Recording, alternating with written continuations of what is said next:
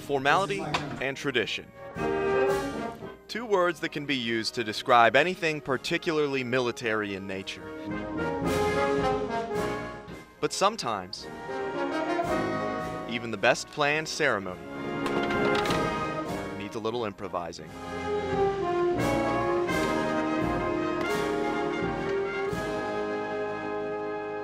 At a double retirement like this one, I love the camera. you can expect a large turnout, especially for two men who've spent 22 years each in the service of their country. Good morning, sir. The ceremony is formed.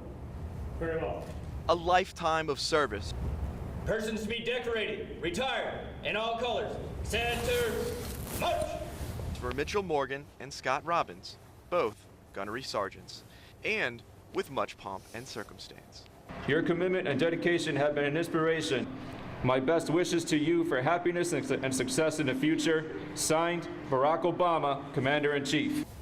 Their time in the Corps is ending, but it's the journey of how they got here that's even more special. It was in 1991 that two cousins from Port Arthur, Texas, decided what to do with their lives. We had a friend of ours we had a couple of friends that had gone into the Marine Corps. And then they come back talking all about it. They both knew they wanted to join the service, and so they did. In early 1991 and 92, they both started boot camp. Through training, maybe they saw each other a couple of times. But after that, we didn't see each other for probably a year or two because he stayed on the West Coast and I went to the East Coast. I came here to Camp Lejeune.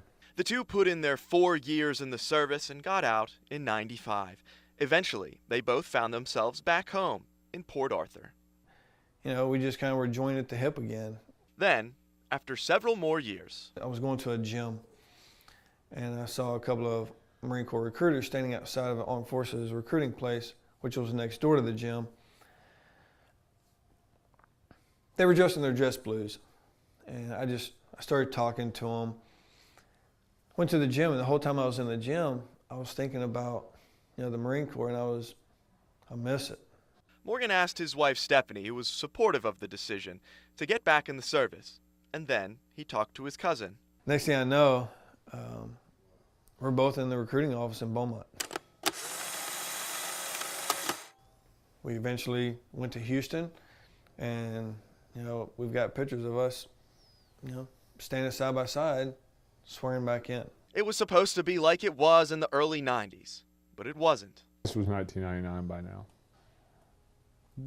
When we came back in, we had no idea, as nobody did, of what it was going to turn into.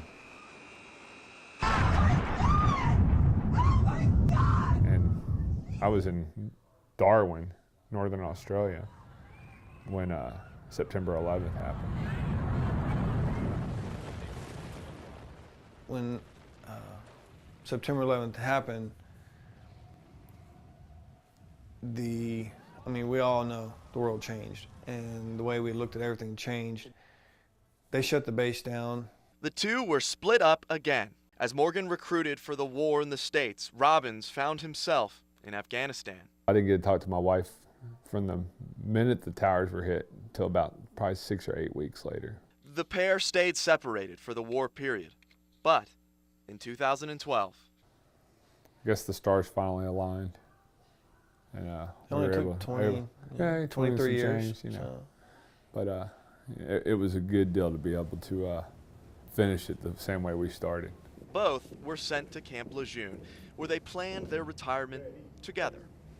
To actually be blood cousins and be best friends, it's just awesome. And then Mitch, you've been getting me in trouble since day one. If you did anything great, it was bring me back. There are many people with lifelong pals, but for some, there's an exceptional amount of commitment. Dear God, long may I wave.